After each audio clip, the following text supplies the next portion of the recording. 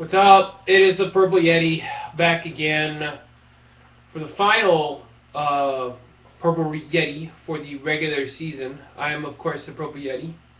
I have my Tasty K-State shirt. I got my ridiculous moniker, even though I'm a little under the weather. Actually, I'm a lot under the weather. And then I got this tasty beverage. Oh, it's Big Red Zero. Hey, I'm under the weather. So... oh, this will actually be my last post of the year. More on that later. But right now, let's talk about what happened the last week of football. Which really is just bowl stuff, some coaching stuff, and then like the Army-Navy game. So let's get started with the Army-Navy game. It was snowing, and Navy kicked some ass. That was about it. It's fun to see the cadets play out in the snow. It wasn't as bad as the NFL stuff. And recent, the week before last, but it was still a lot of fun. So it was good to see just one more game in the snow, having fun. Oh, it was beautiful. So I got to watch a little bit of that, but not like a lot. So there's that. Next up, coaching changes. Guess who just resigned? That's right. Mack Brown has resigned. There's a lot of hype and speculation on the internet. It's kind of fun to watch the bottom feeder fish kind of like nibble on Saban to Texas rumors and things like that, which would never ever happen, and it hasn't. But Nick Saban was able to fish for an extension and probably more fat cash, so good on him. But Mack Brown resigned. He resigned today. There's some back and forth. The regents jumped out ahead and said that Mack Brown would resign. That pissed off Mack Brown. So, of course, the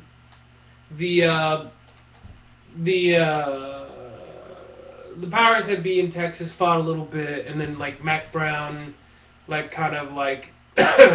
finally had the chance to step down his way, and he's gone. What can I say about Mack Brown? He will be missed. Speaking strictly as a K-State fan, we're going to miss him because we had great success against him. Albeit not this year, but most of the years. And next year is going to be very interesting. But he was a classy guy. He was a great politician. He always said the right things. You can't give him a fault to that. And I guess him and Bill Snyder hang out a lot. So there's that. What's next for Texas? Well, Bill Power is still on as president. They got a new athletic director, so chances are the athletic director is going to get his guy. We're going to wait and see what happens with that, but Mack Brown will coach the bowl game. And, man, I wouldn't want to be Oregon.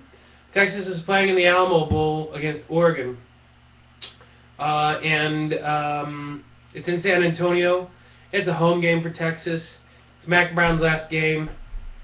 I would watch out Oregon if I were you. Now, I don't know who's next for Texas, but hopefully he'll peter out pretty quick. I don't know. It's so much fun coaching against Mack Brown.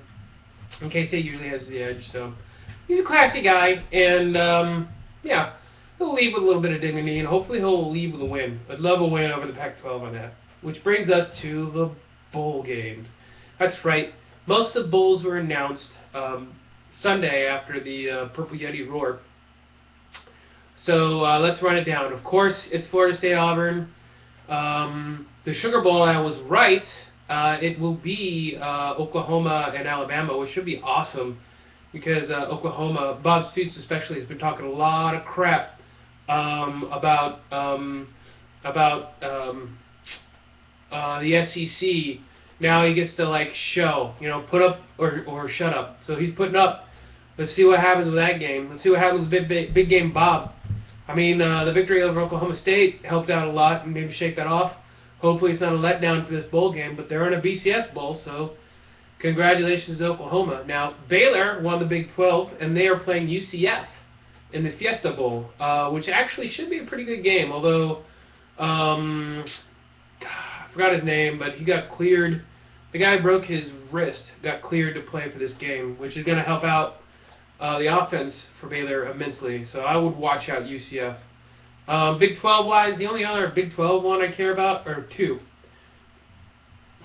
And correct me if I'm wrong with the bowl games. In fact, comment down below and let me know. Oklahoma State consolation is Missouri, because that's Missouri's consolation. So we're going to see Missouri and Oklahoma State play, and that should be awesome. I don't know who to root for in that game. Oklahoma State. Let's be honest here. I was rooting for Missouri up until they lost. Now, go Cowboys. Go Pokes. Ping, ping, ping. Pow, pow, pow, pow, pow, pow. So, bam. The other game outside of that is the Holiday Bowl? No, Buffalo Wild Wings Bowl. That's right. Kansas State, Michigan. First time ever. Bam. Exciting. Michigan, I mean, is on its way kind of down from where they started, whereas Kansas State has built their way back up.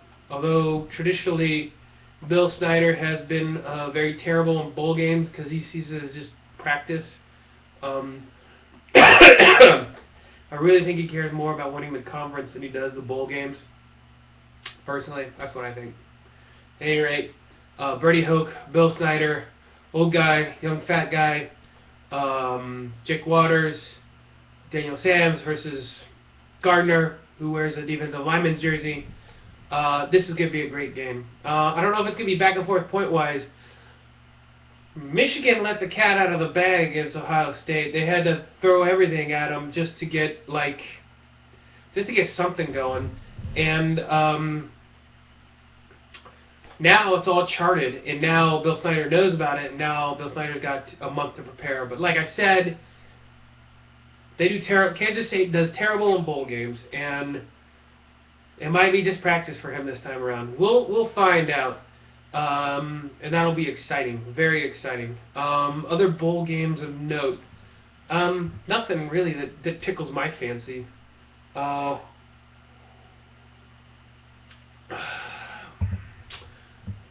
I think all the big, Texas playing a ball, I don't know.